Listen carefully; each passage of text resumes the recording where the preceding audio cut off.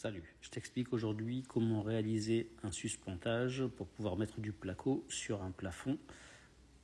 En outil, il va te falloir une meuleuse, un laser, des vis de 35, une visseuse, je ne l'ai pas montré mais c'est évident, des suspentes, moi c'est du 240, elles sont un peu trop longues donc je les tords avec des encoches, de la corde et des éclisses. Je t'expliquerai après pourquoi.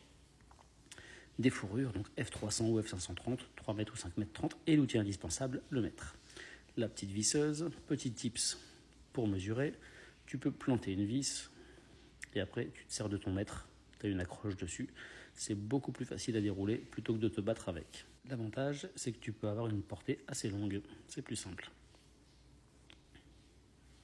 Sinon, deuxième astuce, tu vas te créer une pige, donc tu prends un bout de fourrure, tu traces, là j'ai tracé à 50, tu coupes tout ça, avec des lunettes c'est mieux, et après tu prends ton axe et tu repères tous les 50, tu fais un trait.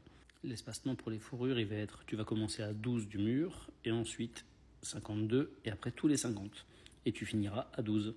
Tu mets ton laser, et tu vas te repérer à ces deux petites encoches, qui sont juste là. Tu mets des encoches sur ton laser, comme je te montre ici. Tu vois, les encoches sont bien dessus partout. Et après, tu fixes tes suspentes sur le tracé que tu as eu. Donc 12, 52, et après tous les 50 jusqu'à l'autre mur. Et à l'autre mur, peu importe où ça se termine, tu remets une fourrure à 12. Et ça de chaque côté de la pièce. Et tu fixes tout ça avec au moins 2 vis de 35. Ensuite, tu passes ta corde. La corde, tu vois, je la passe de chaque côté et d'un bout à l'autre de la pièce. Parce que tu mets des suspentes d'un côté et de l'autre. Et toujours pareil, de l'autre côté, ce sera à droite pour que toutes tes cordes soient du même côté. Ensuite, rien de plus simple.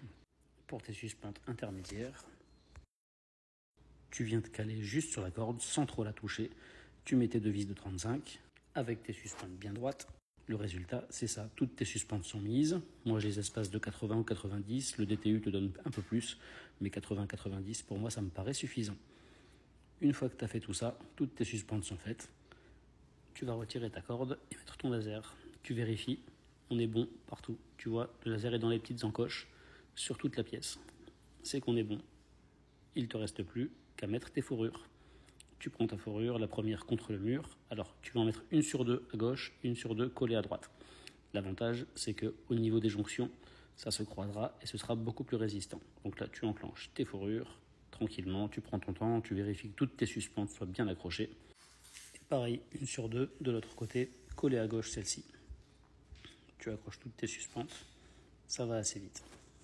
Ensuite, pour la jonction, on a ce qu'on appelle les éclisses. L'éclisse, tu viens la glisser dans ta fourrure jusqu'à la butée. Tu as une petite butée au centre. Tu la glisses d'un côté, c'est assez facile, et de l'autre côté, tu passeras l'autre fourrure.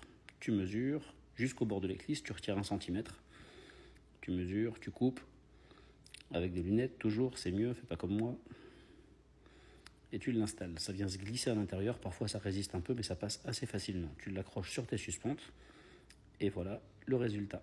Les éclisses sont décalées, une sur deux, les autres sont à l'autre bout de la pièce, au moins tu as un plafond qui est bien résistant. Là, tu prends un règle, un niveau, moi je prends une fourrure sur la tronche pour vérifier que tu es bien bon, bien droit partout et qu'il n'y a pas de jour. Et voilà le résultat. Tout est droit, prêt à recevoir ton placo, avec des espacements de 50 entre tes fourrures. Et logiquement, c'est ok. Et tu peux y aller, c'est costaud.